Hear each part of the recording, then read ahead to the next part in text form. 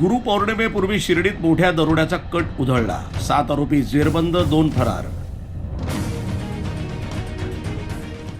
गुरुपौर्णिमा उत्सवानिमित्त लाखो भाविक शिर्डीत दाखल होत असतानाचा संभाव्य गुन्हेगारीला आळा घालत स्थानिक गुन्हे शाखेनं मोठी कारवाई केली आहे. शिर्डी रेल्वे स्टेशन परिसरामध्ये दरोड्याच्या तयारीत असलेल्या 7 आरोपींना अटक करण्यात आली असून 2 आरोपी अंधाराचा फायदा घेऊन फरार झालेत.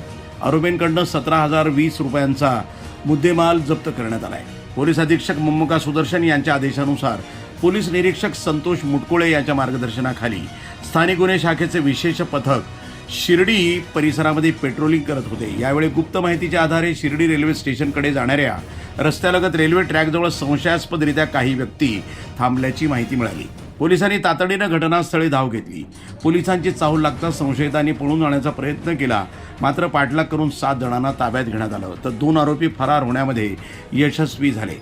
आरोपींची झडती घेतली असता त्यांच्याकडनं 1 लोखंडी तलवार, 2 चाकू, लोखंडी कटर, कटावणी, लाकडी गिलवर, नायलॉन दोरी, मिरची पूड आणि 3 मोबाईल फोन असा आणि रोख रक्कम असा एकूण 17,020 रुपयांचा मुद्देमाल जप्त करण्यात आला. या प्रकरणी शिर्डी पोलीस ठाण्यामध्ये भारतीय न्याय संहितेतील दरोड्याच्या तयारी संदर्भातील कलमांसह शस्त्रास्त्र कायद्यान्वये गुन्हा दाखल करण्यात आला आहे. फरार आरोपींचा शोध सुरू असून पुढील तपास शिर्डी पोलीस करत आहेत.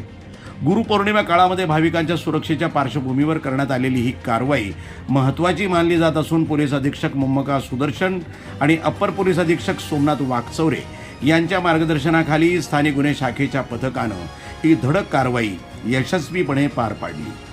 वृत्तसंपादन विभाग, न्यूज टुडे 24, शिर्डी, अहिल्यानगर.